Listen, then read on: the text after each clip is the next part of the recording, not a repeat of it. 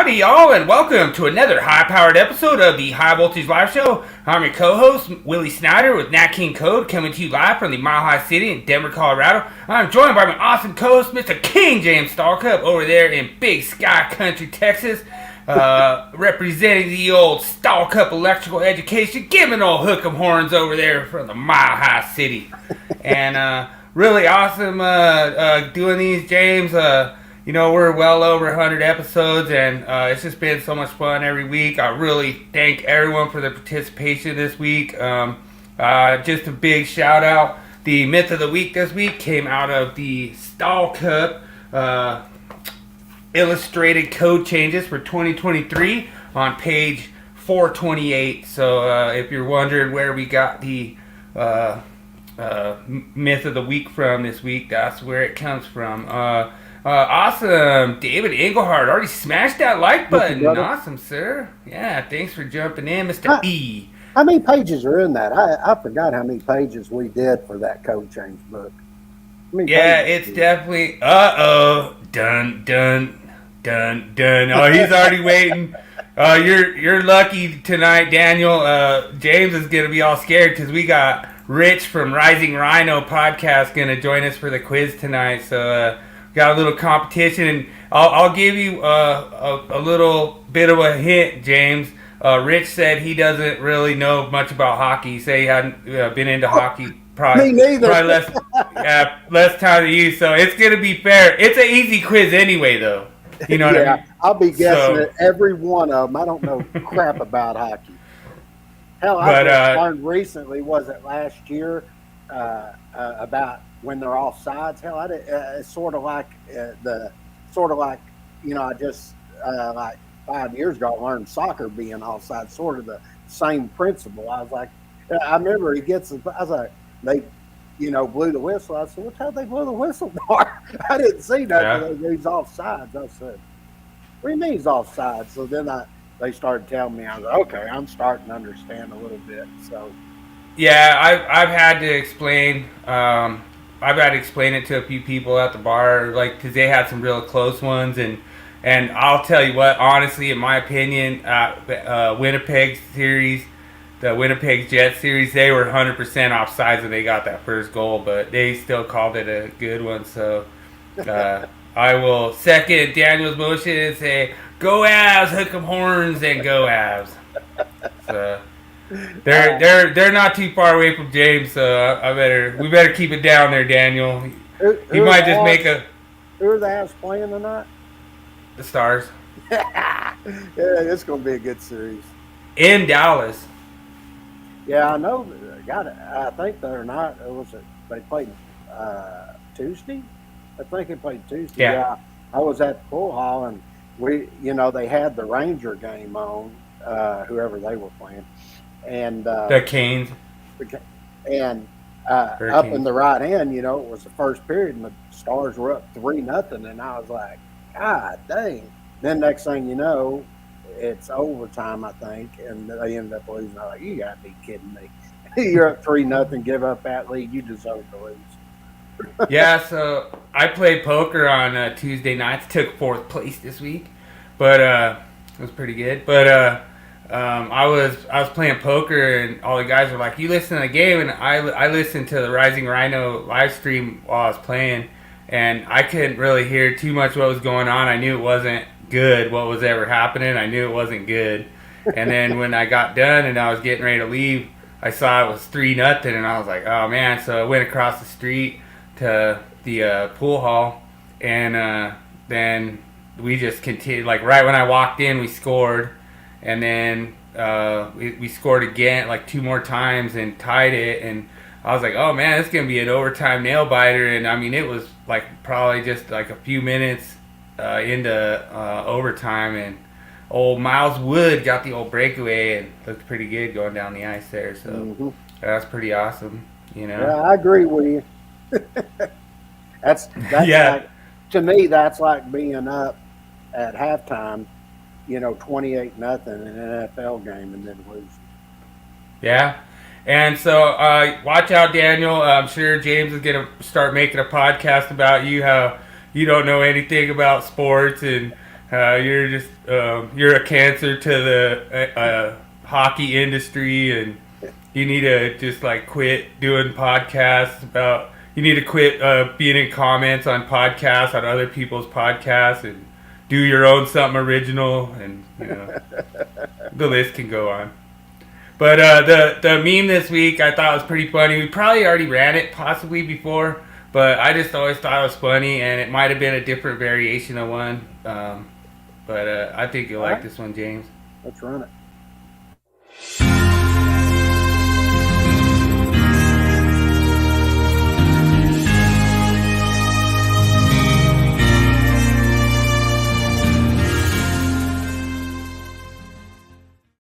So everyone knows about the wire stretcher, and James talked about, I think the last time we ran that, you talked about going to get the wire stretcher. Yeah.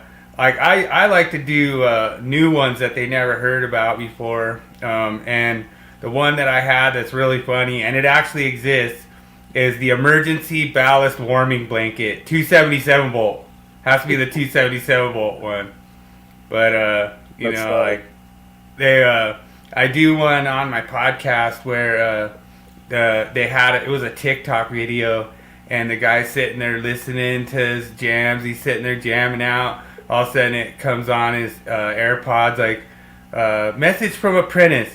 It seems that we're out of laser fluid in the gang box. Should it be somewhere else? And he's just and he just keeps on working. But that's funny.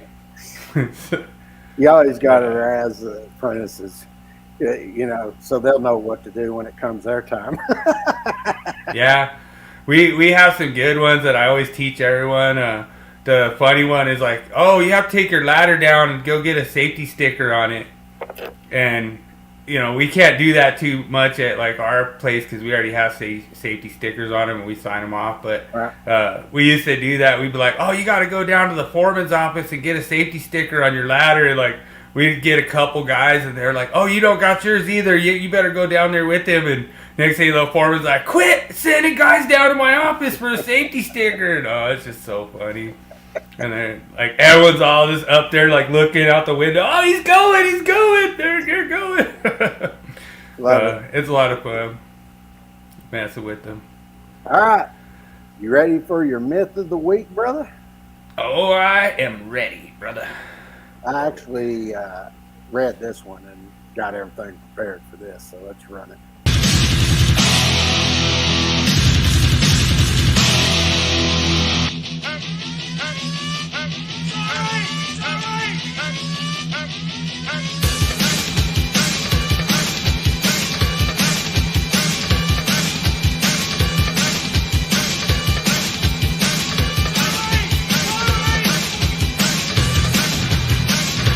It's time for Myth of the Week.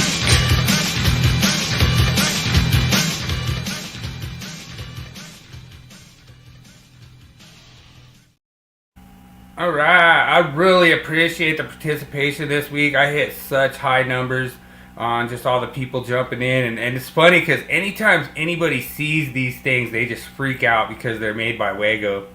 But to me, I don't think it's a big deal. I've heard of people actually cutting these out of fixtures before and wire nutting them because they didn't think they made a good connection.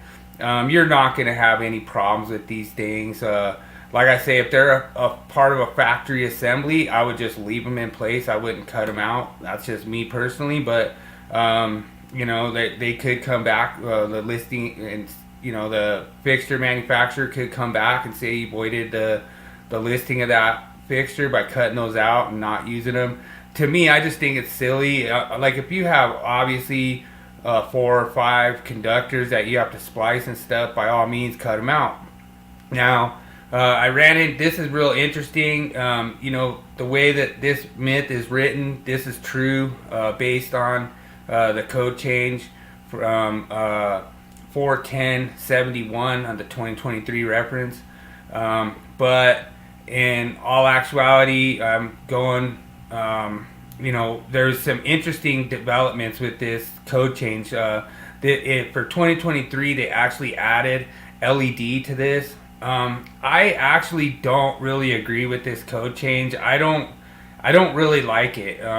Like I say, I think that there's a lot of ways that the National Electric Code needs to evolve kind of towards the future, and I think this brings us back a little bit.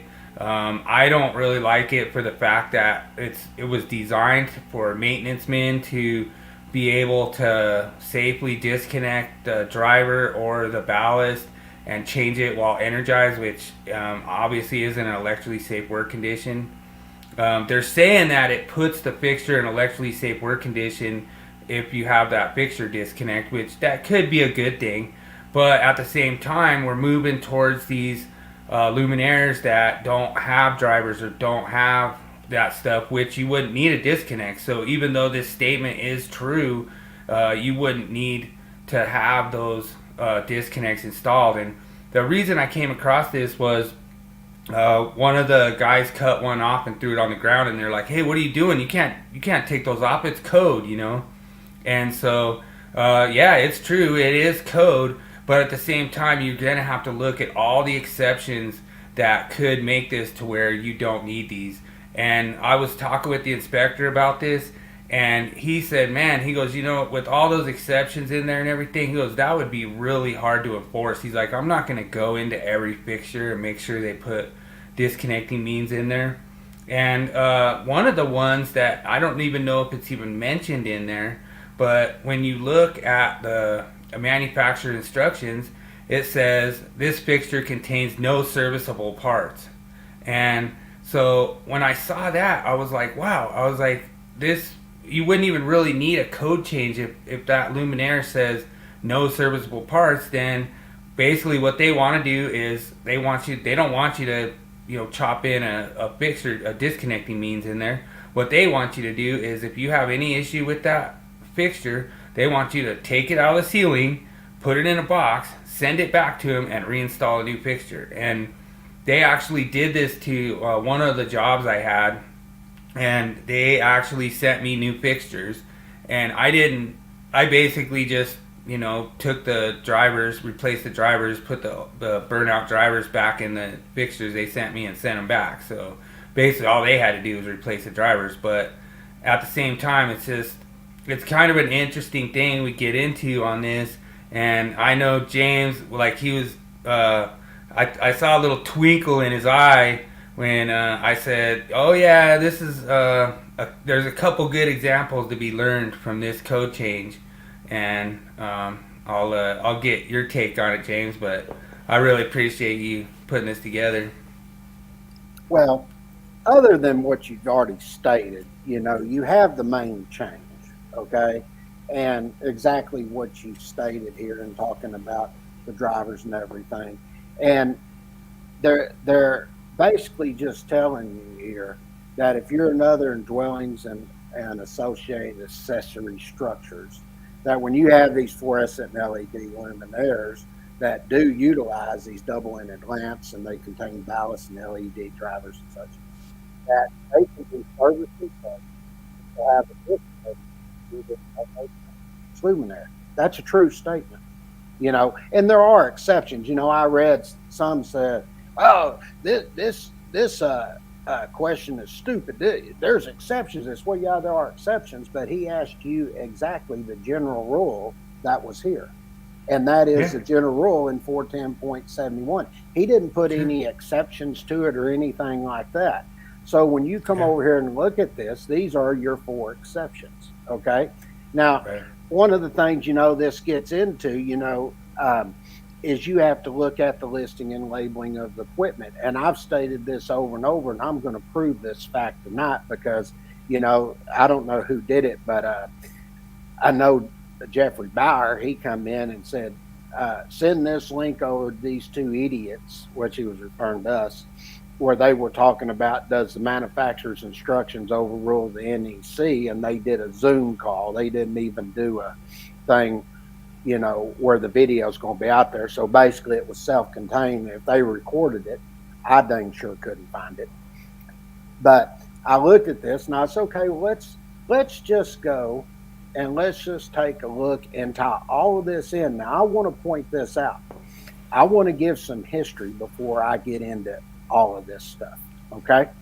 Now, when you go back and you look back in 1971, and we had the code skip to 1975. Okay. Now what I hear is them saying OSHA is a safety standard. It is, but there's also stuff in there. You go look at 1910.302 through 308, and then go look at the definitions in 1910.399. They almost mirror exactly what the code says. Now, why is that? Okay, there has to be a reason why. Because when you look before the 1971 NEC, what was the NEC mainly? What did it cover? It covered residential. Protected persons and property. It mainly did residential than it did anything. So what happened was OSHA went to the National Electrical Code, or NFPA, shall I say, and they said, look, if you want us to look at adopting your standard as an ANSI standard and recognized by OSHA, you're going to have to come in and start putting commercial industrial in here. So what happened was, before they do that, that's why we skip 4 years. And if you go back and look, you'll start seeing all this commercial industrial start coming into play. Okay. Now, that's how it started. And when you go back and you look at the OSHA document in subpart S, it's going to give you 2 dates. It's going to say March the 15th, 1972. I think that's the right date. Any equipment installed before then is grandfathered in. Okay. Then from March 15th, 1972 to April 16th, 1981.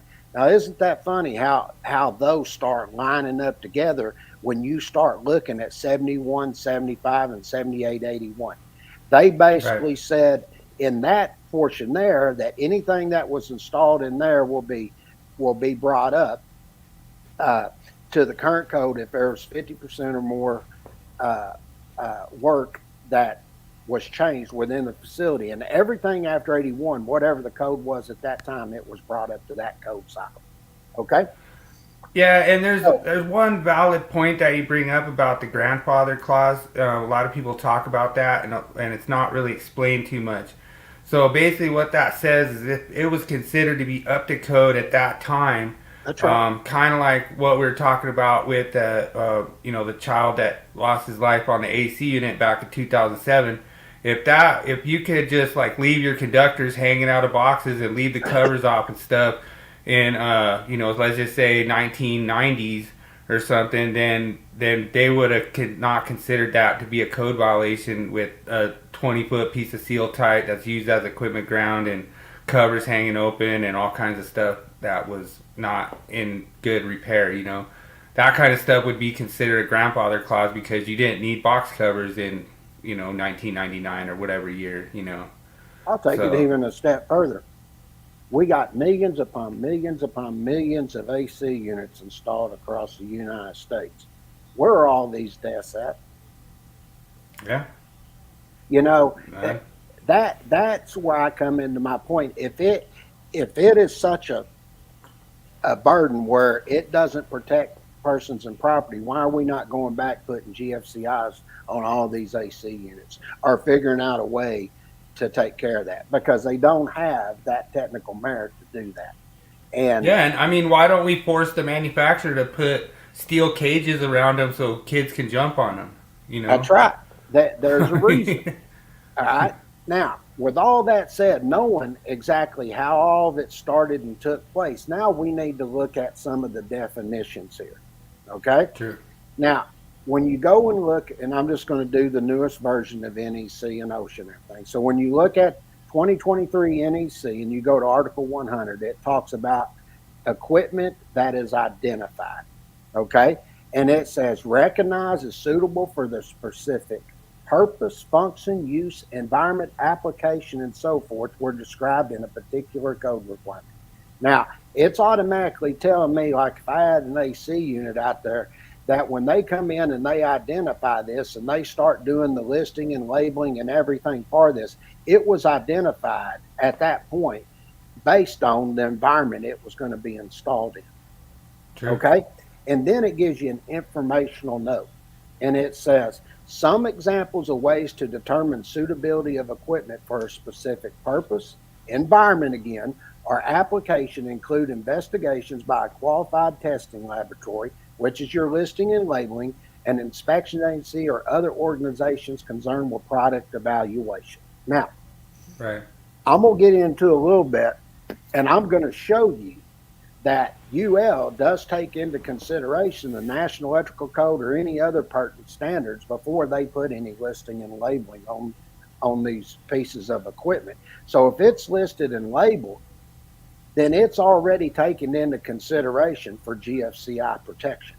Okay? Yeah, And and any other applicable codes too. That's right. And if the manufacturer comes in and tells you no GFCI protection, guess what? They've already considered the specific purpose, function, use, and environment and application of that piece of equipment. Okay? So let's look at what is considered listed. It talks about equipment, materials, or service that are included in a list published by an organization that is acceptable by the authority having jurisdiction, or those concerned with product evaluations of product or services. That means you got UL, ETL, FM, and so on. All right. And then it says they also maintain periodic inspection of production as they're doing production of these pieces of equipment that is listed for periodic evaluation of services and whose listing states that either the equipment, material, service meets, now listen here, meets appropriate designated standards or has been tested and found suitable for a specific or specified purpose. Sure. Okay. So once again, they're telling you that they met specific here, appropriate designated standards, and it's been found suitable for this specified purpose. So when I look at the information note, it says the means for identifying the listed equipment may vary for each organization concerned with product evaluation, some of which do not recognize equipment as listed unless it is also labeled. So now we'll just look and see what is labeled. So when I look at label, all it tells you is you got this equipment and it has attached to it a label, symbol, or other identifying mark of an organization that is acceptable to who? The authority having jurisdiction and concern with product evaluation, and basically says the same thing. And it says, and by whose labeling the manufacturer indicates, listen to this, compliance with appropriate standards or performance in a specified manner. Now, that goes in, and that, in my opinion, that covers it right there. But I'm not done there, because I'm going to tie the rest of this in. I'm going to show in black and white where what I'm stating is true here. Okay? Well, and they actually, the testing laboratory actually pays inspectors to go and inspect their lines and all their assembly lines and make sure that they're using the right products, make sure they're coming from the right, like doing everything that they submitted for that listing, that they're not cutting corners, that they're not doing something that they said they weren't doing or whatever. Like, because I've seen that before. I've worked in assembly areas before, and they have inspectors come in there and just make sure they're using the proper materials, they're grounding them correctly, they're doing everything correct. So they actually have inspectors that are inspecting these inside the factory before they're even coming out. Right.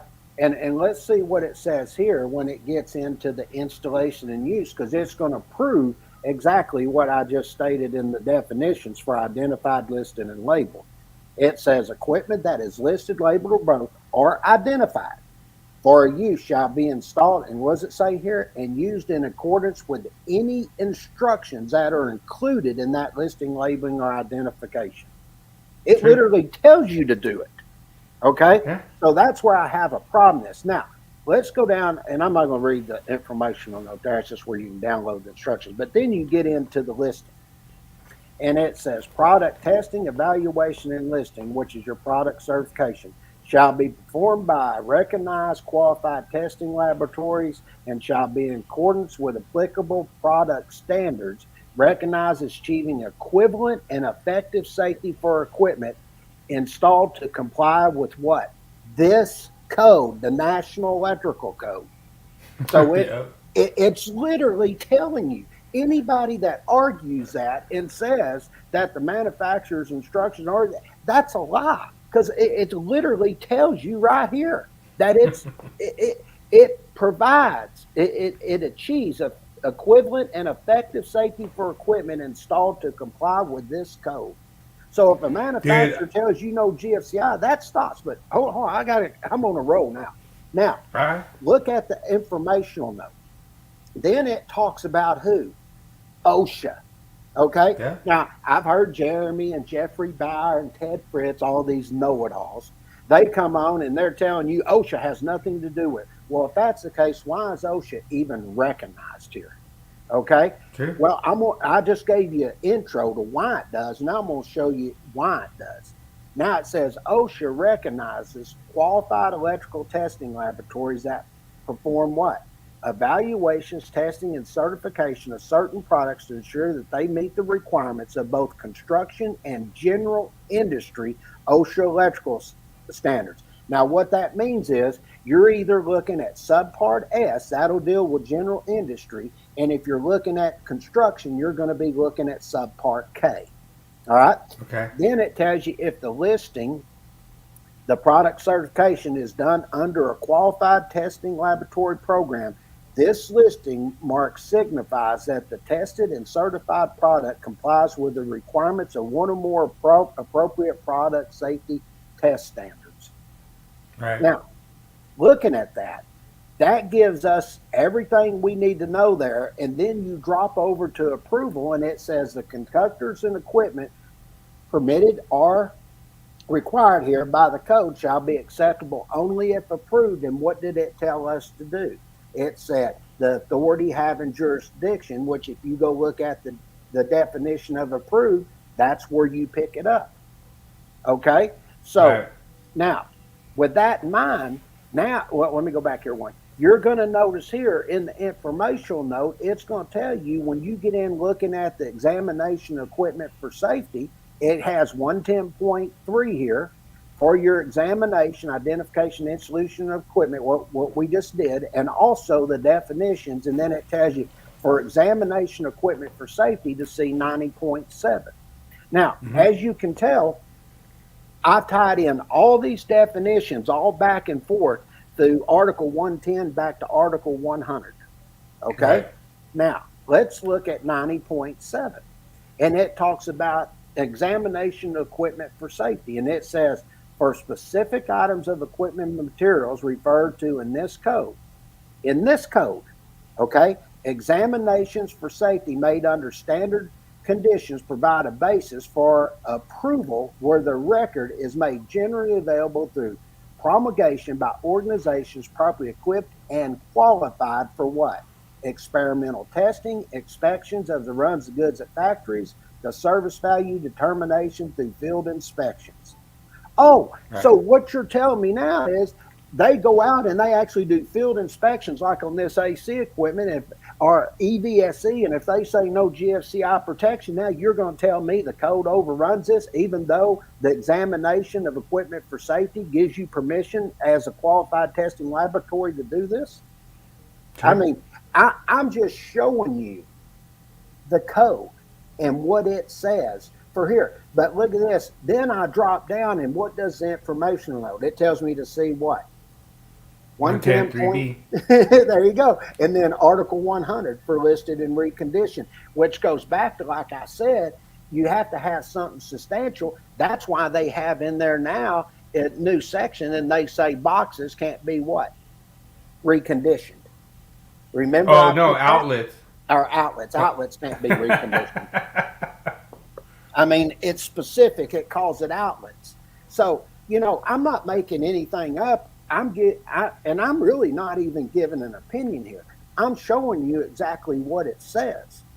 And anybody that disagrees with this, all you have to do is just follow what I'm showing you here and show me where I'm wrong. Okay? Awesome. We got Mr. G up in the house. Oh, thanks for joining, Mr. G. What a treat. Awesome. So I have a really funny story about this, James. So I always like check out the manufacturer instructions, and I always try to point out like quirky things that they say in them. And there was a light that it was a Luminaire. I shouldn't say light. It was a Luminaire that we were installing, and it said in 110.3b the manufacturer instructions said these manufacturer instructions should be handled while installing the fixture. You know, so it's like it's a code violation to not be holding the instructions while you're trying to put it in. Oh yeah, I remember that. All right, now, there's a new section that they did for 26 that's coming. I'll post it back up again on ECD for Awesome Electrician. I can even post it over in your group if you want me to. David. Yeah, David. It basically says that outlets are not permitted to be reconditioned. Yeah. Now, here's OSHA 1910.399. What does it say? They have accepted, but they also have another definition, which is acceptable. Okay, and it talks about an installation or equipment is acceptable to the assistant secretary label and approved within the meaning of this subpart S. This is general industry because we're in subpart S. And number 1 says, if it is accepted or certified or listed or labeled or otherwise determined to be safe by a national recognized testing laboratory. Now, we're going to get in a little bit. We're going to look at custom-made equipment also in Pren 3 here. But in 2, it says, with respect to an installation or equipment of a kind. Now, listen to this. That no national recognized testing laboratory accepts, certifies, lists, labels, or determines to be safe if it is inspected or tested by another federal agency or by a state, municipality here, or other local authority responsible for enforcing the occupational safety provisions, look here, of the National Electrical Code and found in compliance with the provision of the National Electrical Code as applied in this subpart. So what they're telling you here is, if I'm an inspector, I can come in and look at this, and if I want to take that responsibility, I wouldn't do it. But you could be the local authority that looks at that and says, you know what, we determined it's safe and everything. We don't want no GFCI protection on it. Guess who wins? You're the authority having jurisdiction. So these guys telling you have to put that GFCI. No, you don't. I'm just telling you, you don't have to. That's so funny, David. That's exactly what we said. It says outlets, not receptacle outlets.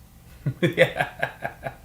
Now, with this in 3, it says, now watch this, with respect to custom-made equipment or related installations that are designed, fabricated for, and intended for use by a particular customer, if it is determined to be safe for its intended use by the manufacturers on the basis of test data, which the employer keeps and makes available for inspection to the assistant secretary and his authorized representatives.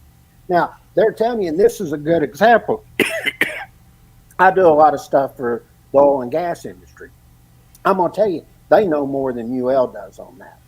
And UL, they may come out and want UL to put a field applied label on there. That's perfectly fine, but they'll probably work with the manufacturer. If the manufacturer, for instance, they say, no, you don't need GFCI protection on that. And they are the authority having jurisdiction there that fabricated and put all this stuff together to get this on there.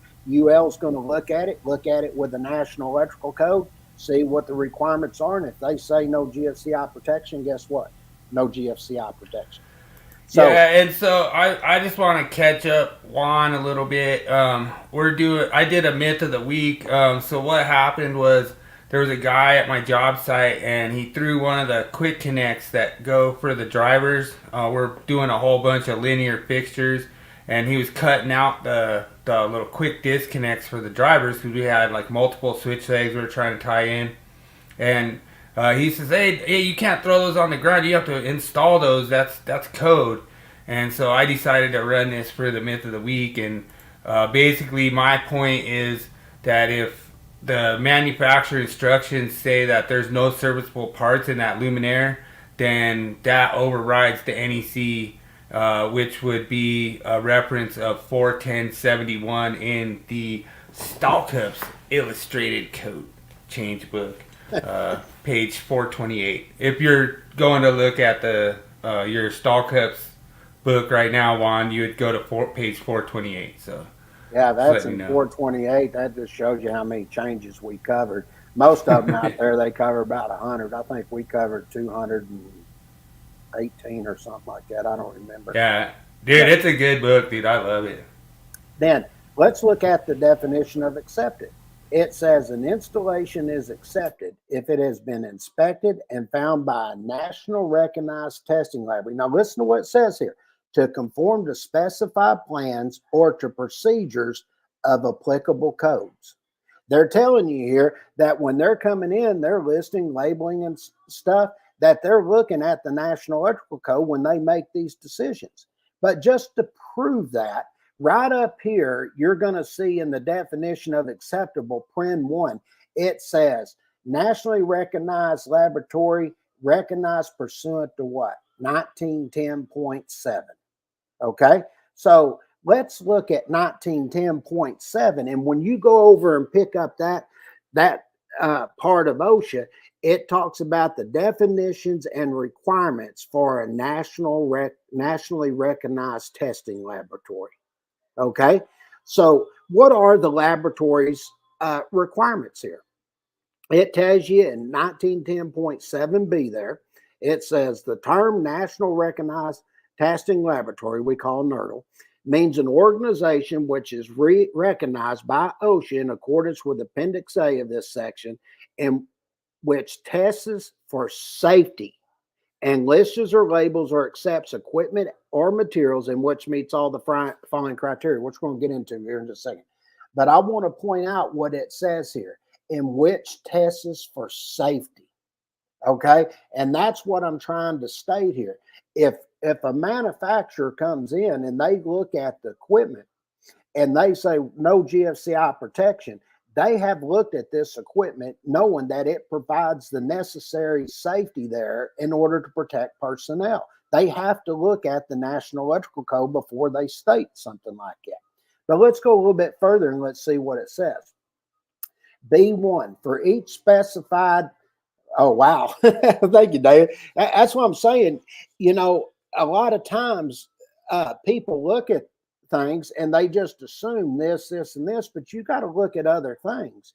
And, you know, Dad and I have done classes on custom made equipment where we go in, we don't only deal with OSHA and the National Electrical Code, but we also deal with NFPA 79. And we go through, and I could have tied some NFPA 79 in this too to show exactly what they're talking about here, but I think this covers it fairly well in my opinion. But in B1 it says for each specified item of equipment or material to be listed, labeled, or accepted, the NERTL has the capability, including proper testing equipment and facilities, trained staff, written testing procedures, and calibration and quality control programs to perform. So when they do all of this, they're doing testing and examining of equipment and materials. Now listen to what it says: for workplace safety purposes to determine conformance with appropriate test standards. And then it says experimental testing and examining of equipment and materials for workplace safety purposes to determine conformance with appropriate test standards or performance in a specified manner. And then it drops in, and then it talks about what the NERTL shall provide. And it says, it shall provide to the extent needed for the particular equipment or materials listed, labeled, or accepted the following controls or services. It says, implements control procedures for identifying the listed and labeled equipment or materials. It inspects and runs production of such items at factories for product evaluation purposes to assure conformance with the test standards, and conducts, now look at here, now listen to what it says, conducts field inspections to monitor and assure the proper use of its identifying marker labels on products. Now, let me just say this, and I'm just going to go with the EVSE here. If I have an EVSE unit and they say no GFCI protection, we already provide that. And therefore, I'm going to hardwire it in. Why are you stating now I still have to put Class A protection on it? They've already looked at this and they've done, here they tell you, they have done what? Field inspections. They know the Yeah. equipment is good. Therefore, they Yeah. don't need the GFCI protection. The personnel protection, they've already provided it.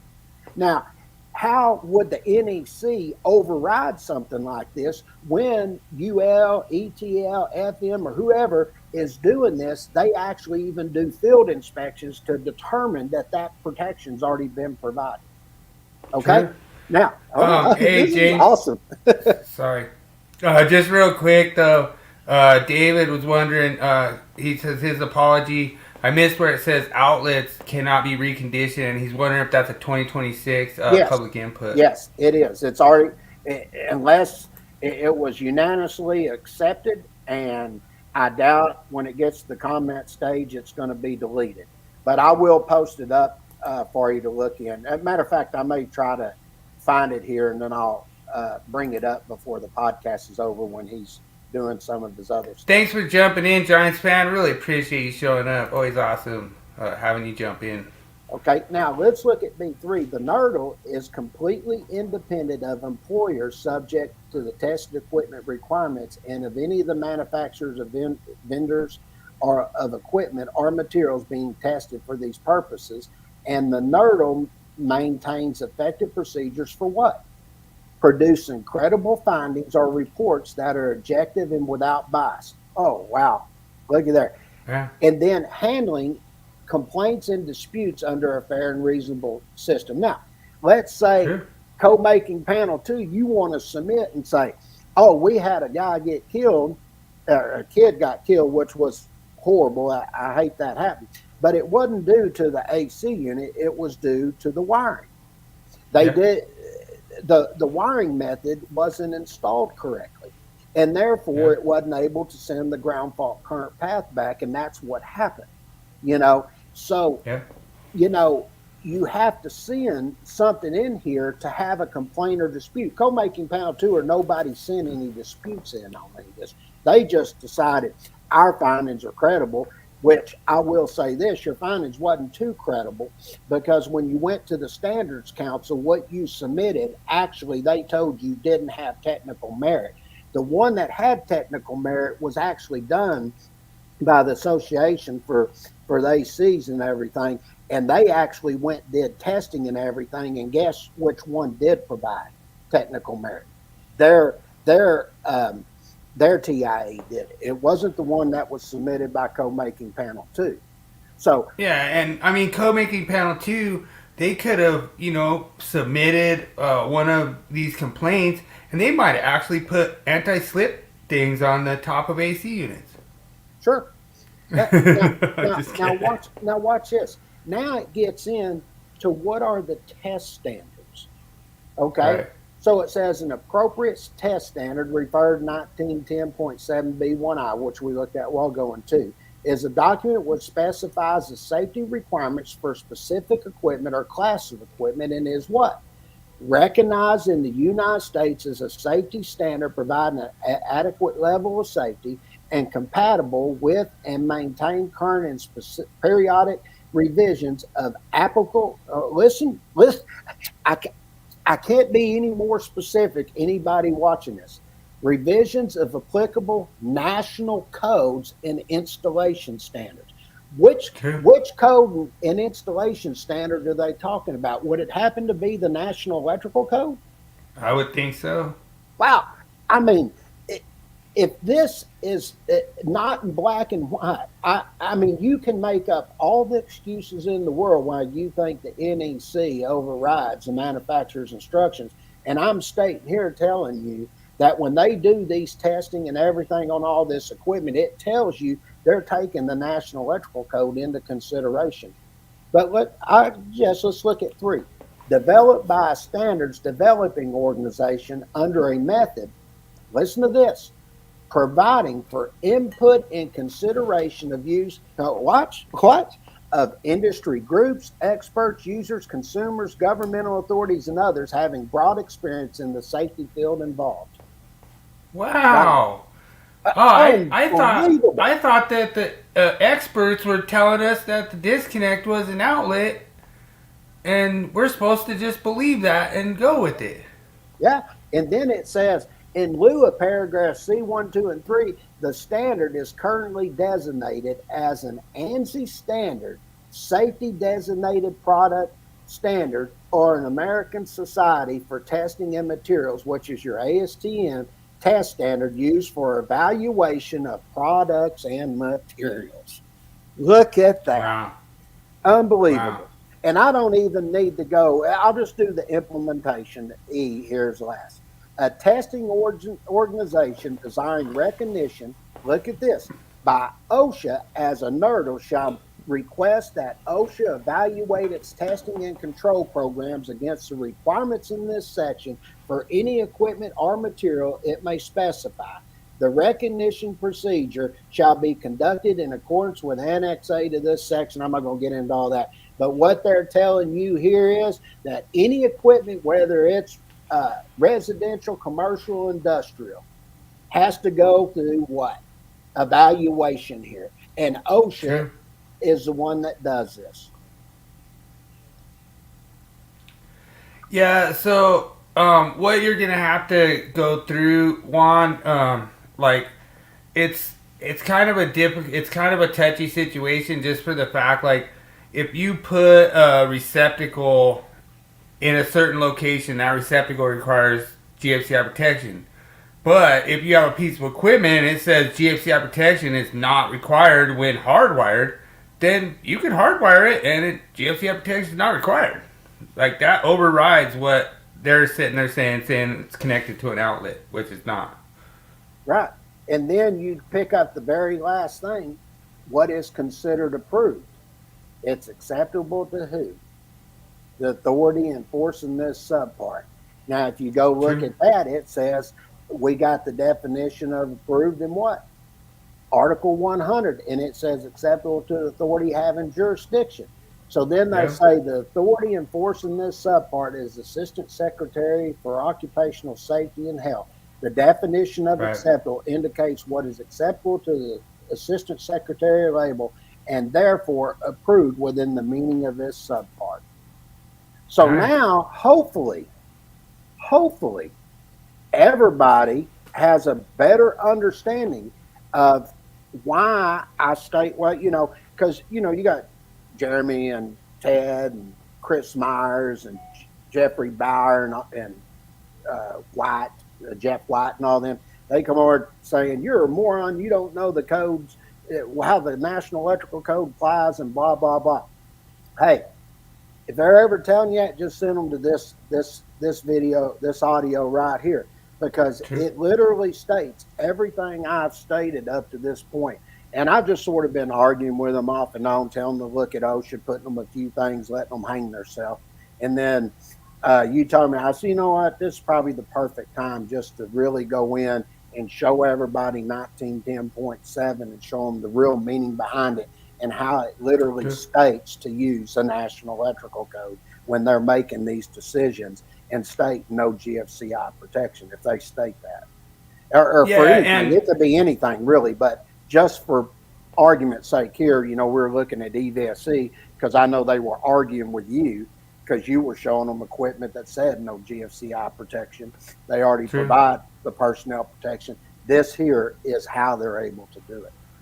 Yeah, it's going to be interesting in 2026 because we're actually going to be in the public comment stage, kind of arguing how the manufacturer is not permitted to say that that's personnel protection, even though it's 20 milliamps, because they're saying that you have to have 4 to 6 on the line side of that, and it's going to be interesting to see how that plays out.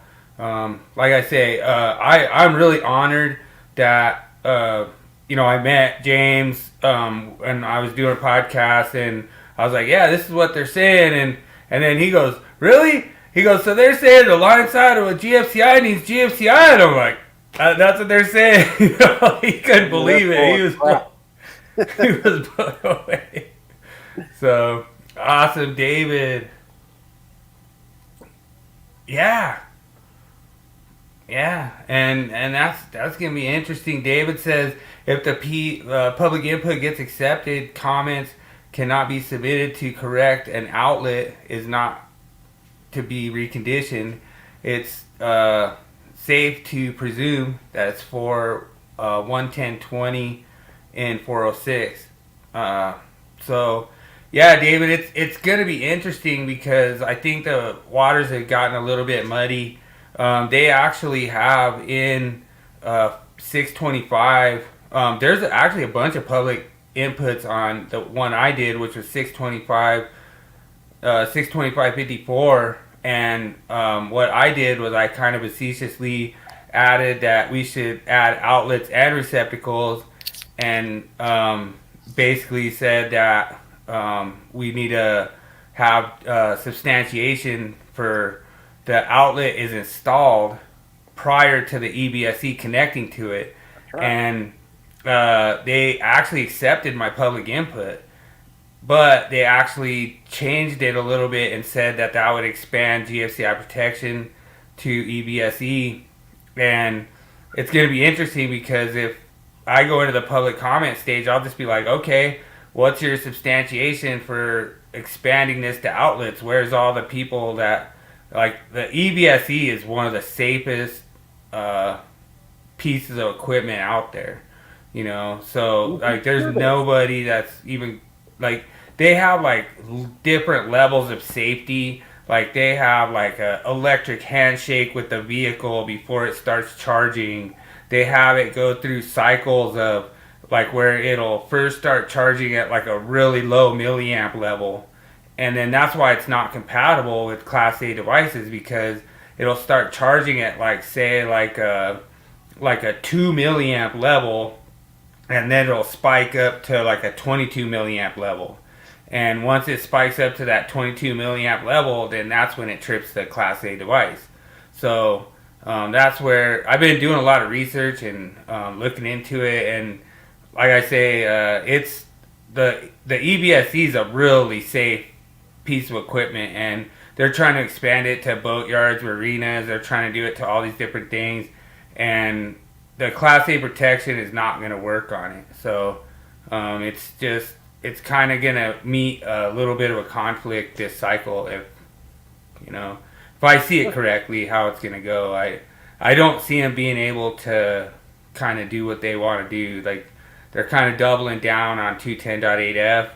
210.8F could stay in there and be fine, and it could be useful for certain things, but there's a lack of compatibility research, and I would have never thought that they would have, like, pushed it as far as they did.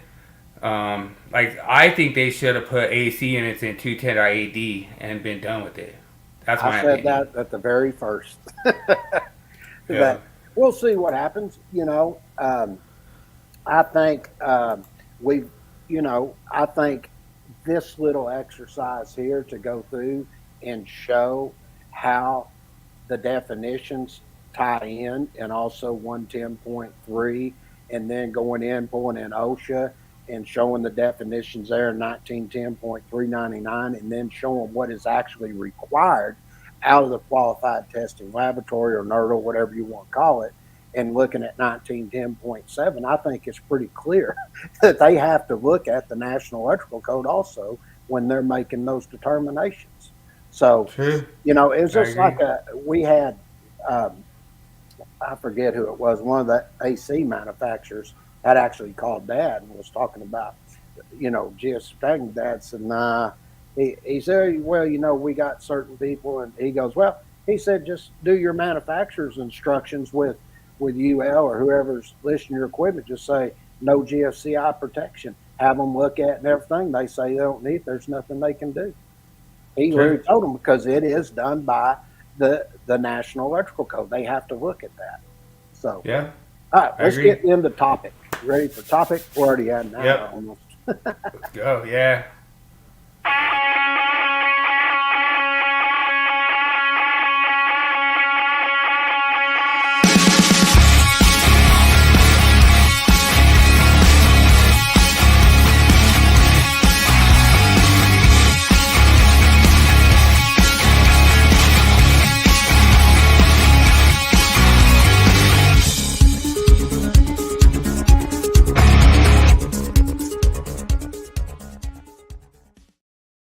All right. Last week we went through quite a few of the full calculations so we could get to where we wouldn't have much to do this week. So I think we got 3 left that we're going to look at. And once we get through those, we will be done with, I guess, let's see, we missed 1 week. So we're in the second week. So what we do, 12, 30, I guess we did about 14 weeks? Yeah. No, 14, that'd be 16. So Yeah, 17. I think it'll be 16 or 17 by the time it's said. 17 weeks it took us doing this, going through all the calculations since start of the year. So I hope everybody enjoyed going through all these full calculations or going through all the different calculations. It's been fun, but man, there's a lot to cover. But hey, I want to give you a big round of applause for everyone. That's awesome that you put that together. Free class for everyone. Yeah, there was a lot to cover. Now, this one here, what we're going to be looking at is a school. All right. And the service coming to it is 277 40 volt 3-phase 4-wire service. And we've got a 20,000 square foot school. We got 4,000 square foot of convention type area. And then we got 1,000 square foot of library area. And all the lighting that's going to be in this building is going to be 277. So just remember is when we do the lighting loads and everything, that when you're looking at the fixtures here, we will have some 120 volt loads here, 208 volt loads, and some 480 volt loads here. But when we're looking at the lighting, we're going to do all the lighting based on the square footage here. Okay? So, and then for our 120 volt single phase loads, this will be our second load. You'll notice right there, we got 170 receptacles at non-continuous duty, 40 receptacles at continuous duty, and then we got 160 foot of multi-outlet assembly, and we're going to do it at simultaneous use. It won't be non-simultaneous. Okay, so that basically means we're just going to take it at 180 VA. And then let's look at my special loads here. Now we're going to get into special type loads here, and these are going to be my kitchen loads and my cooking equipment loads. And you're going to see we got 208 volt single phase kitchen equipment, and then we've got 208 volt single phase cooking equipment. Now for my kitchen equipment, I got 2 1 kW toasters. We got 4 1.5 kW refrigerators and 2 1.5 kW freezers. And then for my cooking equipment, I got 4 9 kW ranges, 3 10 kW ovens, and 4 3 kW fryers. And then we got 2 different type of motors here. So you'll notice looking at this here, we've got a 208 volt single phase motor loads. So we got 3 1 horsepower vent hood fans and 3 3/4 horsepower grill vent fans. And then for my 480 volt 3-phase loads, we got 18 3/4 exhaust fan loads. All right. So we're going to break this down and we're going to set this up. Now, one of the things, I'm going to go right to this next one here. I want to show you here. Usually I have 7 loads, but one load we didn't have in here was refrigeration loads. Okay. So if I had refrigeration loads in here, it would actually be my 4th load I was going to calculate. All right. But we're not doing it in this one. All right. So let's look at this. Now, we took a look at this the other day, and I said, remember, when you look at the your listed type units that are in there, and you're looking over at table 220.12, I said, look down at the note, because the note's going to tell you everything's taken at 100%. So when I look at a school load, it's going to tell you take it at 3 VA, and we had 20,000 square foot of that. That'll give me 60,000 VA. Take it at 100%. That will give you the phase and neutral load as exactly the same here. And then when I go in and I look at my my convention area here, auditorium, here we got 4,000 square foot, and we had 1,000 square foot for the library area. So I'm going to take the 4,000 square foot times 1.4. I don't know why that says 4,000. That should say 5,600. I need to fix that. Then you take that at 100%. That'll give you 5,600 VA, and then we had 1,500 times 1.5. That don't look right. Looks like I made a mistake here. I sure did. Hey, really quick, James. One thing I want to just bring up is Juan really quick. Asking about the original manufacturers. They provide built-in GFCI, which complies with the NFPA and NEC personnel protection. I 100% agree, Juan. The problem is that Code Making Panel 2 seems to think that they are responsible for protecting the branch circuit. So they're saying that in some cases they recognize that original manufacturers built-in GFCI, and in other cases they don't. And in EBSE they don't, because it's 20 milliamp personnel protection, and they're saying it has to be 4 to 6, which is wrong. So that's my opinion, and that's just my opinion of the interpretation. If you have like a water cooler that's in a school with a bunch of kids, 20 milliamps just fine. You know, so that's right, and that goes back. That goes back to the testing and everything that is required by OSHA out of the National Recognized Testing Laboratory to take those things into consideration. That's exactly correct. True. And I remember that. I forgot to delete that. I did that last week, and I made the changes to that when we did it. So that calculation I already covered. I thought something didn't look right there. I've already gone back and made those changes. All right. Now, because we did the school and we were on the restaurants, what we were going to start this week. That's what it was. So we had a 6,000 square foot restaurant here. Now, what I want to point out here is when we come over here and we start looking at this, you're going to see two loads. We got the general lighting and receptacle load. And then you're going to see your special appliance. But right here, you're going to see motor and heating, AC and large motor. You're not going to see a compressor load here, okay, for refrigeration. All right. So hey, I have a question for you. Is there anything in there that says this is a 100% electric restaurant, or is this just the electric loads of a restaurant? well, is there anything in there? They're electric. If it's gas, we'll tell you it's gas.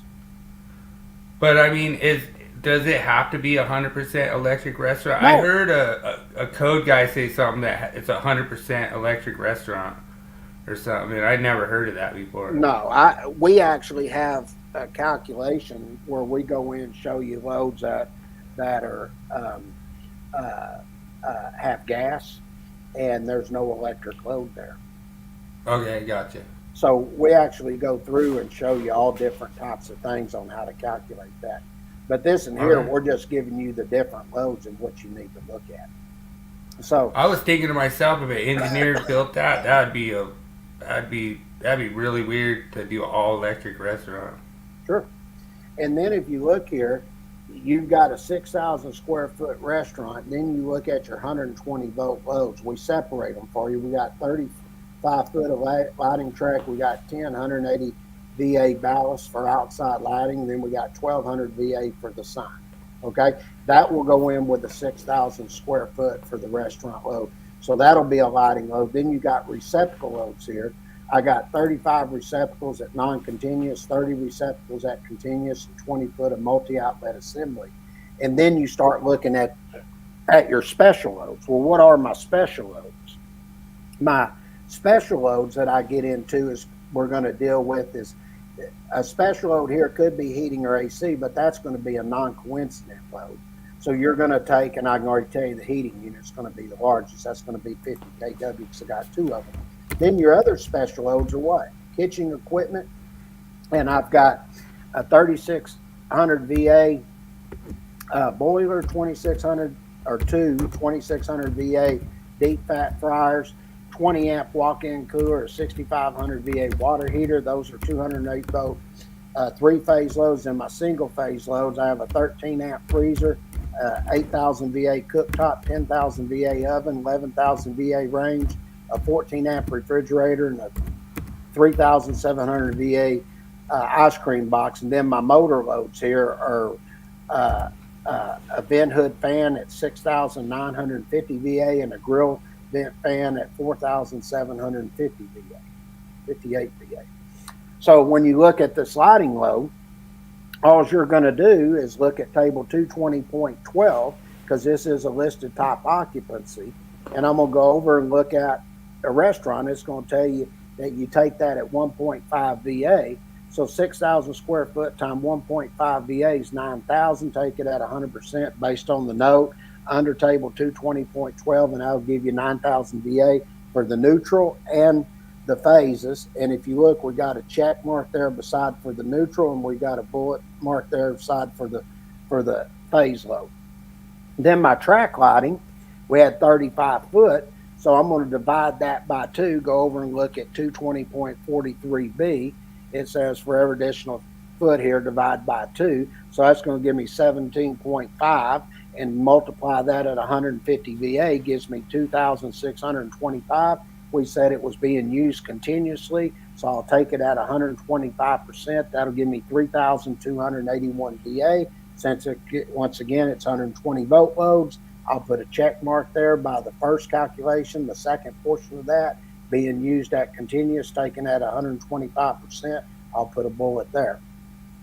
Then I look at my outside lighting load. I had 10 units there that were rated at 180 VA each. That'll give me 1,800. I said they were at continuous duty. Take it at 125%. That'll give me 2,250 VA. Put a check mark there for the 1,800 and a little star like bullet there for 2,250 VA. And then we had the sign load. If you look at 220.14F and 600.5A, the 1,200 VA is the very minimum a sign can be, and it was at 1,200 VA, so I'll take it at 100%. That's 1,200 VA. That's my neutral load. It was continuous use, so I'll take it at 125%. That gives me 1,500 VA. Add all my bullets up here, the 9,000 VA, the 3,281 VA, the 2,250 VA, and the 1,500 VA, and that'll give you a total load there of 16,031 VA. All right. Now, nice. That takes care of lighting load. Now I've got my receptacles here. We said we had 35 non-continuous use receptacles. If you go look at 220.14I, it tells you take each one of those at 180 VA. That'll give me 6,300 VA because it's for 120 volts. That will be my neutral and my phase load. Then if I look at my continuous loads, I had 30 of those, naturally just like the non-continuous. Take it at 180 VA, that'll give me 5,400 VA. That's my neutral load. Being continuous, you take it at 125%. That'll give you 6,750 VA for my phase load. Then I look at my multi-outlet assembly here. It was simultaneous. I had 20 foot of that. If it's non-simultaneous, I'd do different, but since it's simultaneous, you just take it at 180 VA for each foot. That gives you 3,600 VA, and that's your neutral and phase load. Then add your 6,300 VA, 6,750 VA, and the 3,600 VA, and that'll give you a total load for your receptacle here. If your receptacle is a 16,650 VA. All right. Now, that leads me to what I'm going to get to the next part, which is my special loads. Now, any motor loads, heating loads, just put them off to the side. Anything that's left goes right here where? Special appliance. Okay. And if I had refrigeration loads, that would be my compressor loads. That'd be another group. Okay. So everything that's left here. We had our freezer load. We said you had 13 amps, and you want to multiply that at 208 volts. That'll put it in VA form. That's going to give me 2,704 VA.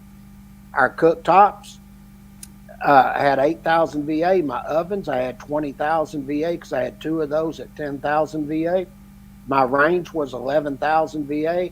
My refrigerator was rated at 14 amps. Multiply that at 208 volts to put it in VA form. That'll give me 2,912.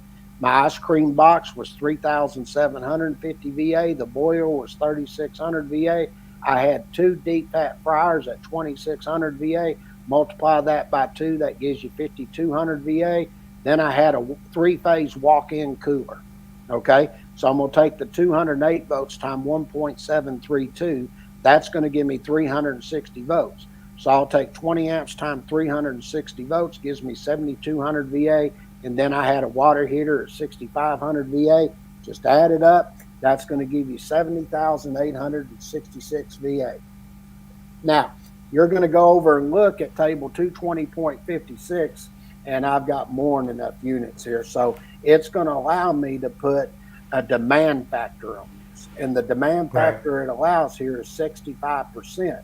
I take that at 65%, and it's going to tell me the phase load here is going to be 46,063 VA. Okay? Then I'm just going to look at calculating my motor loads. My hood fan, we had 7,321.6 VA. All motors take it what? 100%. And then I'll do one of the largest at the end at 25%. My grill vent fans were 4,742 VA. Take it at 100%. Add them up. That gives you 12,063.6 VA.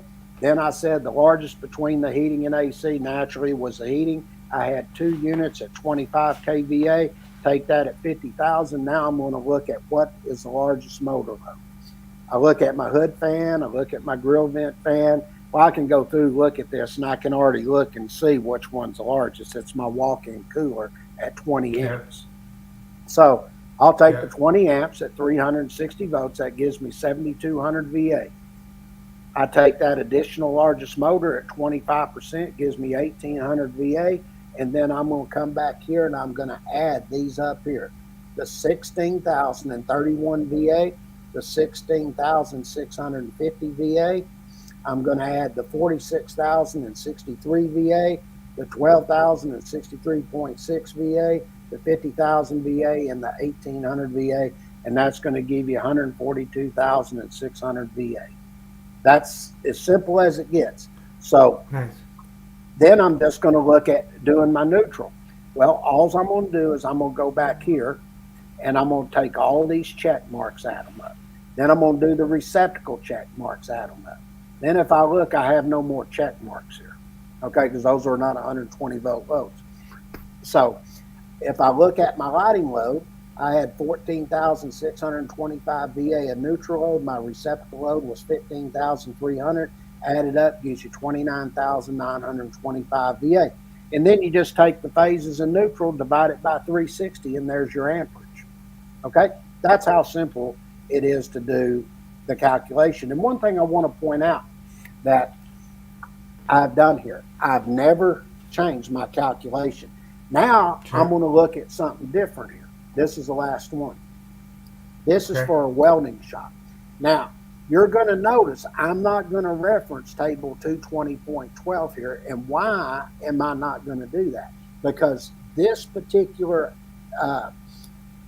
occupancy here, this welding shop, is not listed in table 220.12.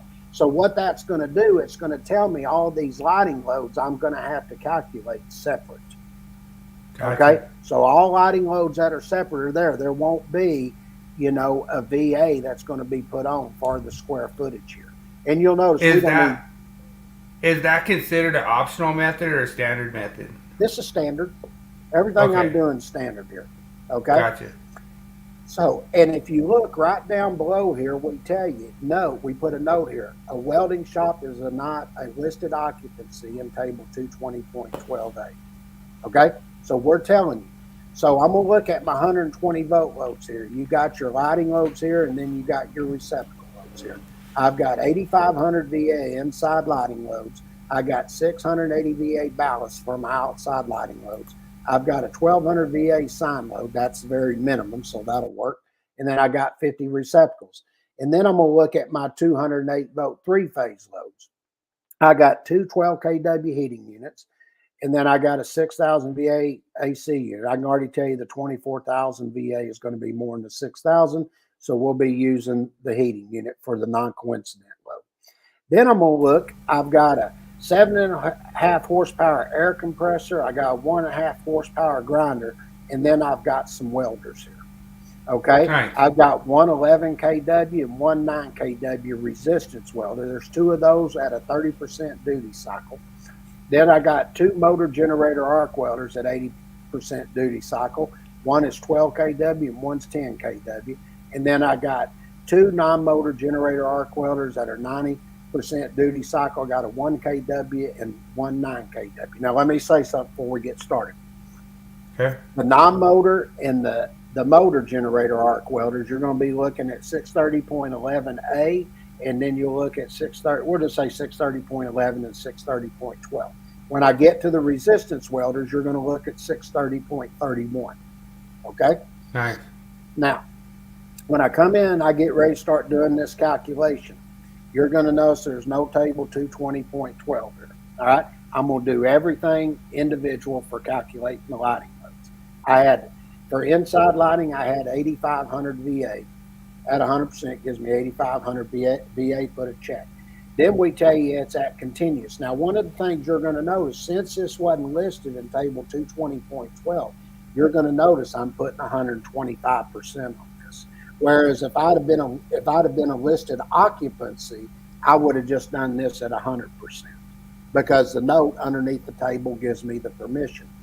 Now, Right. since this is continuous, I'm going to take that 8,500 at 125%, and my phase load here is going to be 10,625 VA. Then I look at my outside lighting load. I had 6 units out there at 180 VA each. That gives me 1,080 VA for my neutral load. They were continuous, so I take it at 125%. That'll give me 1,350 VA for my phase load. Then I had a sine load. We had it at non-continuous. More than likely, they'll keep it on for 3 hours more at night. But this is just sort of make you think, because they could ask you a question like this on the test. It was non-continuous, so I take it at 100%. That's 1,200 VA for my phase and neutral.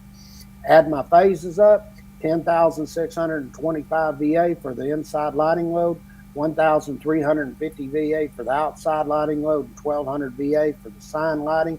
That gives me 13,175 VA. Then I look at my receptacle load. The only receptacle load I had were 50 receptacles. They were continuous duty. So looking at 220.14i, I take that at 180 VA for each receptacle. That'll give me 9,000 VA for my neutral load. Since it's continuous, I take it at 125%. That'll give me 11,250 VA, and that'll be for my phase load. Okay? Nice. Now, that takes me into my special loads. All right? Now, the special loads, when I look over here, let's go one further. You got your compressor and motor loads, and you got your heating and AC and largest. So I'm going to calculate these separate. Everything that was left once these are pulled out for my heating and AC and my compressor and motor loads goes in where? Special appliances again. Okay? Right. So don't get confused. Just look at it this way.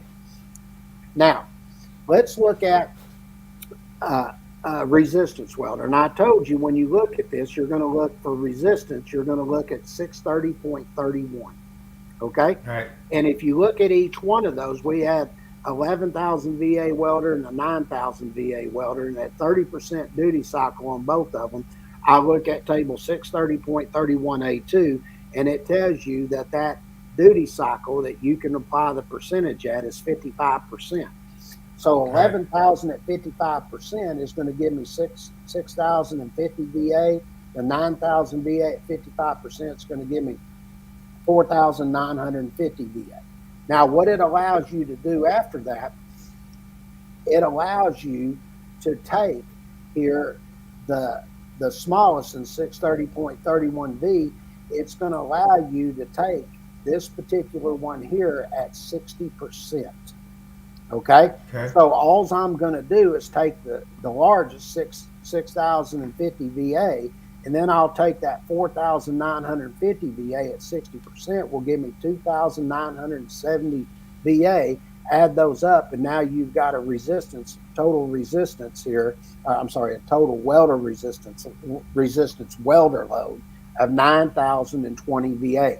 Now, I'm going to tell everybody when you're doing this, you really need to look at this calculation, because right here in 630.31B, they're going to give you the permission at this 60% here. Okay? Right. And most people will miss this. And this could be, they could just ask you how to calculate for a welder. You need to understand how to do this. Now, when I get to the motor generator arc welder in 630.11A, I had an 80% duty cycle. And then for the non-motor, I had 90% duty cycle. And I'm going to look at 630.11A, and then it's going to refer you to table 630.11A. And for the 80%, I can put a 91% duty or percentage on this. And then for the 90%, I can put 95%. So you're going to do all these calculations across. So 12,000 VA at 91% gives me 10,920 VA. And for the 10,000 VA, I can take it at 91%, gives me 9,100 VA. And then for the non-motor, 12,000 VA at 95% gives me 11,400 VA. And then for the 9,000 VA non-motor generator arc welder at 95% gives me 8,550 VA. Now, this is where you're going to have to look at this, because now I'm looking here, I'm going to do a group of welders, but these welders I'm doing this group for in step 4 are not resistance welders. These are the motor, generator, and non-motor generator arc welders. And what it tells you is I can take the two largest at what? 100%. Okay? So looking at this, I've got 11,400, and the next one is 10,920 VA. Take those at 100%, gives me 22,320 VA. Then it says the next largest you can take at what? 85%. The next largest one is 9,100 VA. Take that at 85%. That gives me 7,730 VA. And then the last one that I have here is 8,550 VA times 70%. That gives me 5,985 VA. And then it says plus calculated from step 1 on the resistance welders, which allowed me to take the next one at 60%, add that 9,020 VA. So I'm just going to take all those loads right there, add them up together, and that'll give me a special appliance load of 45,060 VA. Now, what I will challenge anybody, go look at any other publication, any of them, and show and look and see if they show you how to do this type of calculation. Okay? This is a type of calculation that you're going to get into for a master's exam. Okay? Yep. So I agree. These are things that you want to get familiar with and know that when you get into a bunch of welders, to separate the resistance welders from your motor and non-motor generator arc welders, and know how to perform this calculation correctly. All right. Then we got my compressor and motor loads here. I had an air compressor at 24.2 amps. It was a 208 volt 3-phase. So that means I'll take the 208 volts times 1.732. That'll give me 360 volts. That'll help me put it in VA form, which is 8,712 VA. Then I had a grinder at the same voltage at 6.6 amps. Multiply that 360 volts, and that gives me 2,736 VA. Add that up, gives me 11,088 VA. Now remember, I'm taking everything at 100%, and then I'll do one of the largest motors at 25%. Then we have the largest, which is our non-coincident load, and I look over at 220.60. It says you can drop the smaller of the two, which in this case is the AC, and we had 24,000 VA heating load. Take that at 100%, gives me 24,000 VA. All right. Then I look at the largest motor load. The largest one here naturally is the air compressor. Take it at 360 volts, and then multiply that by 25%, your additional, and that'll give you 2,178 VA. Then just take all them loads, calculate them, add them all up together, gives you 106,751 VA. Then just go get all your neutral loads back here that had the check mark. You'll see right here. Just add all these check marks up right here, and that will give you a total VA of 19,780 VA. And then just take and multiply that out. just or divide that. Just take the total for the amps at 360 volts because you had a 208 volt three-phase system there, and do the same for the neutral, and you'll get 297 amps for the phases and 55 amps for the neutral. And that, my friends, is the end of all the calculations. I hope everybody enjoyed all King James. It looks like we got Rhino jumping in the house, so we might want to just jump right to the quiz because I know he's got to get streaming the Avalanche game. All right, let me pull up the quiz and let's do it.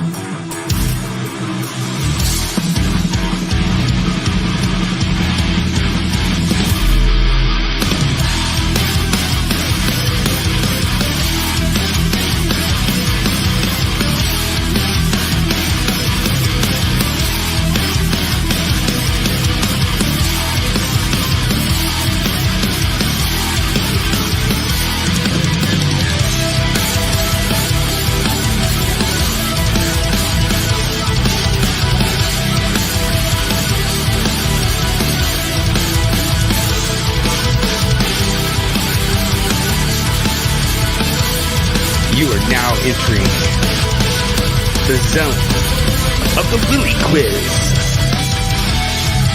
Enter at your own risk.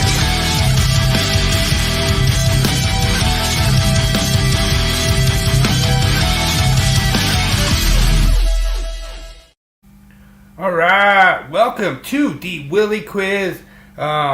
We're gonna try to invite like different guests every week to try to compete with James, and it's really fun to always have like different people like pop in, try to compete with King James.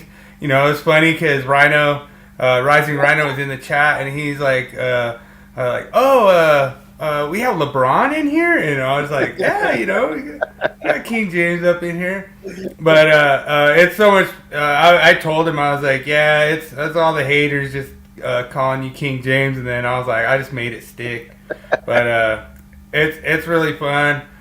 So we really appreciate everyone jumping in every week, and the Willie Quiz is so much fun for me. I put it together.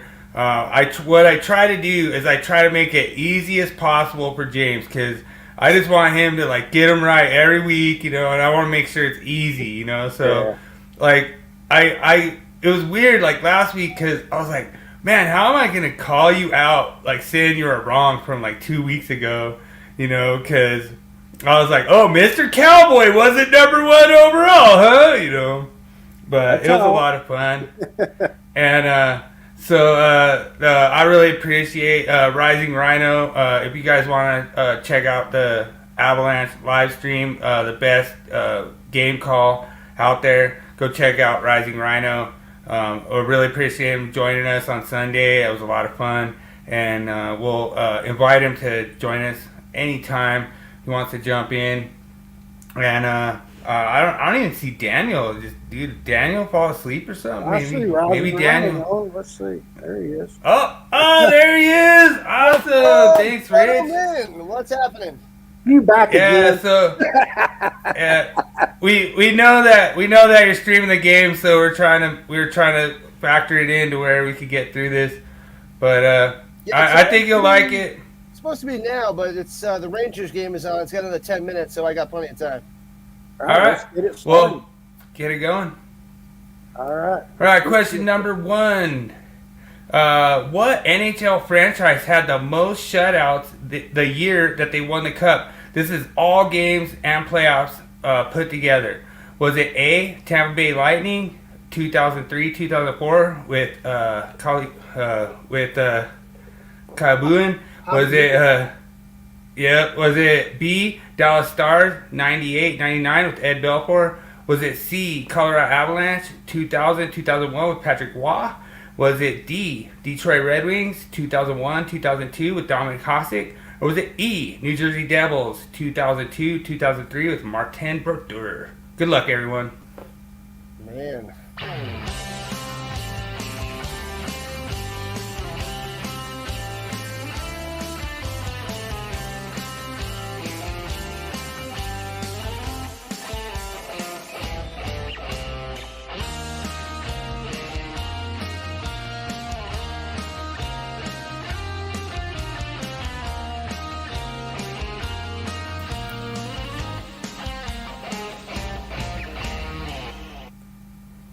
Damn. And it looks like Daniel comes out of the gate right away with New Jersey Devils. That's a good one, Daniel. Dude, Daniel's been on fire. Daniel's got 4 wins against Stallcup, just letting you know, Rich. Golly, I have no freaking clue. I don't know anything about it. I'll just say D. Detroit had a good team back in, I guess. I don't know. I'll go with D. All right. Yeah, my James is first going. choice would be with Hasek because he's the best, and then Brodeur. So those are the 2 best goalies. But man, there's so many good choices. Like, are you going with the theme of like Avalanche and Stars? Because it could be one of those guys. But going with the best 2 goalies, I would, in my opinion, I'd go Hasek or Brodeur and flip a coin. Yeah. But yeah, that's all I got.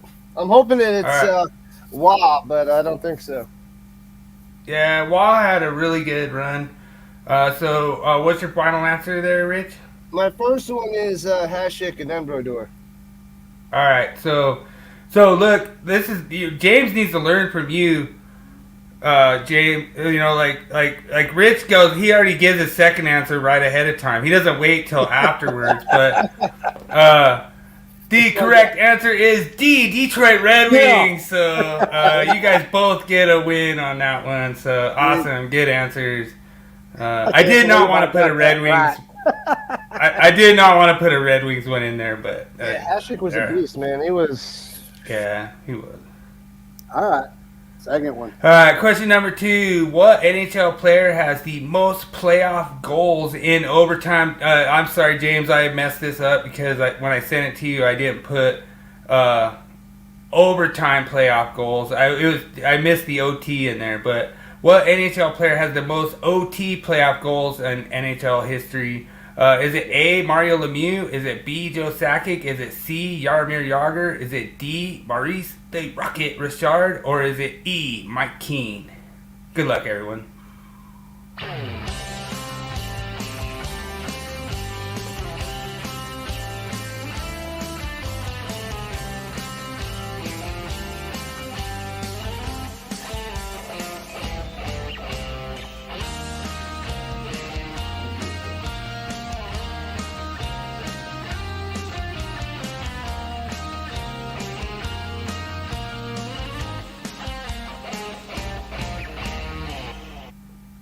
All right, Daniel's coming out of the gate. Daniel's going B, Joe Sakic. Oh, that's a good one. I've heard of Mario Lemieux and Jaromir Jagr, however you say it. I've heard of those 2. Jaromir Jagr.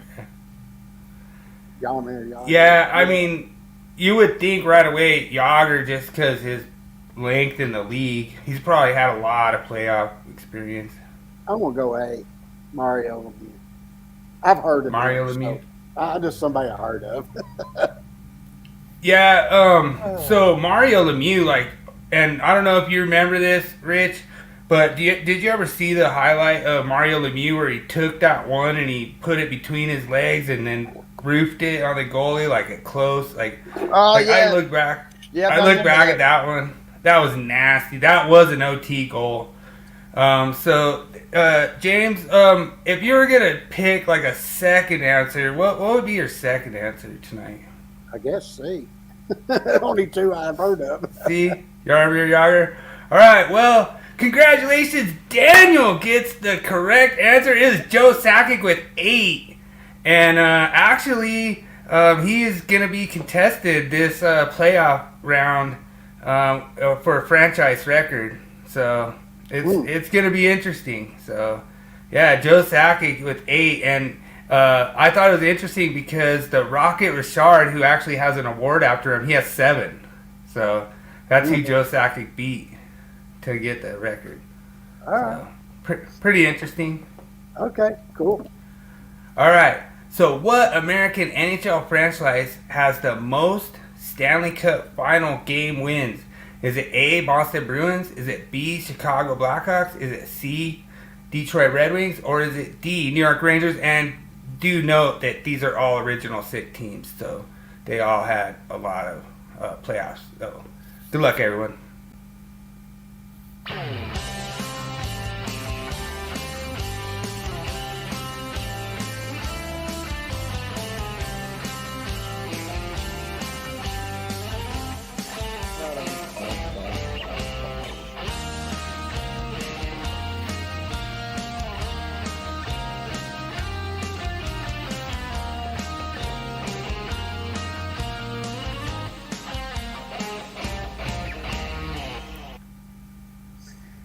Okay.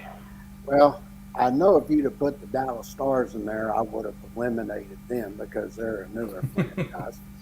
So They don't have no playoff wins. Like, weak. Sorry. let's see. Detroit has been a pretty good team for a long time. I think the Rangers might have been. Didn't the Blackhawks a long time ago used to be pretty good? Yeah, so the Blackhawks, they had a lot of playoff. Like, they got in the playoffs a lot. They just didn't have the success. So Yeah, I know I know Detroit there for a while was kicking ass. I'm gonna go see Detroit. yeah. I remember a long time ago, Detroit was. I always remember seeing the Red Wings and everybody wearing. They used to. I always used to see people wearing jerseys of the Wings and the Blackhawks. Yeah. So do you know where?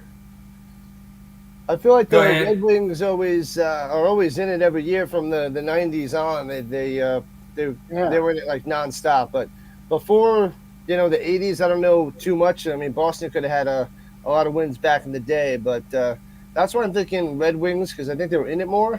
I don't think it shouldn't be the Rangers, so I eliminated them. But yeah, I'm going with the Red Wings and then the Blackhawks. That's what I was thinking. Yeah. The Blackhawks had a lot of playoff success, but they didn't really go to the Cup too much. So everyone gets a win tonight. I'm at Oprah. You get a win. You get a win. You get a win. Everyone gets a win tonight. It was the Detroit Red Wings have the most wins of all the franchise. I got that. And the thing that's so awesome about this is that we just have like so much fun doing these, and I appreciate you joining us. If you guys want to check out the Avalanche play-by-play, are you streaming the game? I'm streaming right after I'm going to go put on my jersey like you, and then start streaming. Nice.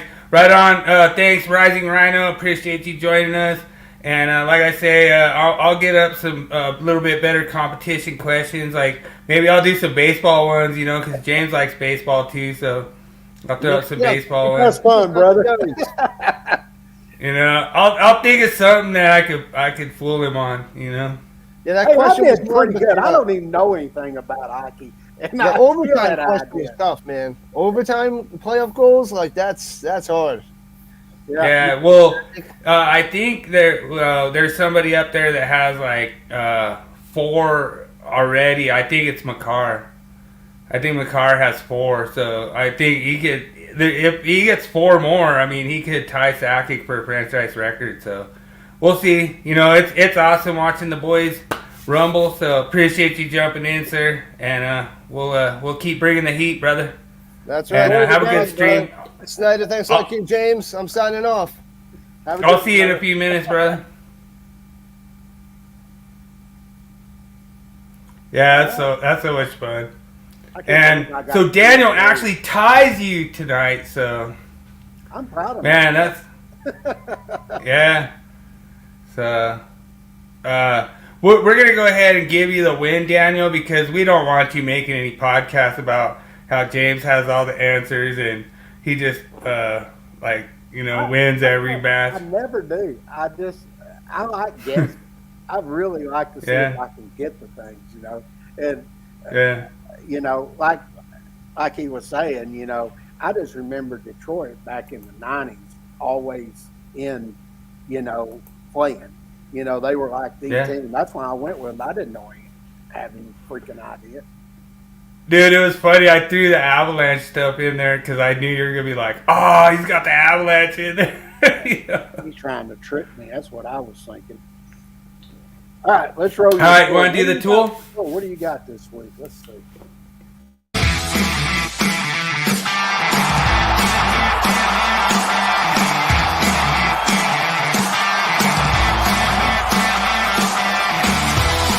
It's time for Tool Review of the Week. Sponsored by Electrician's Only Tool Review and Nipex Tradesman.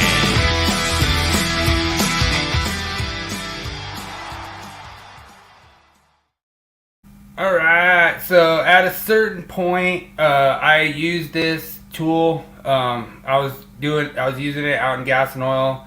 We were heat shrinking some stuff, and I actually am going to own one this weekend. I'm going to buy one. I'm just so impressed with it. I actually been using one of the one of the other people's ones, and like it works so good. Like, it gets hot so fast, and just so much stuff about it. Comes with those 2 different attachments that's the whole reason I wanted to add this in there, because it's really nice when you have that almost kind of like you flare that heat out at kind of a flat angle. It makes it nice for those big heat shrinks when you're trying to get even heat across them, not get any bubbles.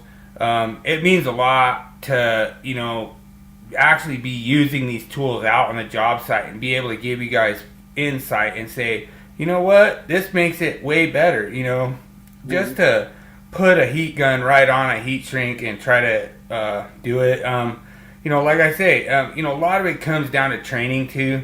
We had one time where one of the apprentices, he heat shrank a whole bunch of stuff, and he didn't put it over the energized parts. So like, you have to make sure if you're doing heat shrink, like out in gas and oil, you want to make sure heat shrink is like covering the parts that are becoming energized. We don't care if it's covering 9/10 of the conductor down below. So that kind of stuff. That's why these things work really good. They're portable. The one that I got, the one that I'm getting, actually comes with a fast charger, which is a little bit different than that charger. That's just the regular charger. But the 5 amp hour battery on DeWalt, you'll probably never charge that battery. You'll probably use it for a year before you actually charge that battery. So that's what I really love about the DeWalt, and I really love this product. So I really appreciate it. Awesome. All right. What do you got for question? Let's see what you got me at. Gonna get you. What is the minimum trade size? Might have to go to NEC real quick. Oh, I don't even have my code book here. So I'll be looking at NXC table 1 for electrical metallic tubing. You're looking at 6. It's going to be 1 1/4 inch, 1.5 inches. I know it's one of those. Shit, I'm just going thinking in my mind. There's so many. I'll just. I know where it is. I think it's what, B. I'll go with B and then C. It's one of those 2.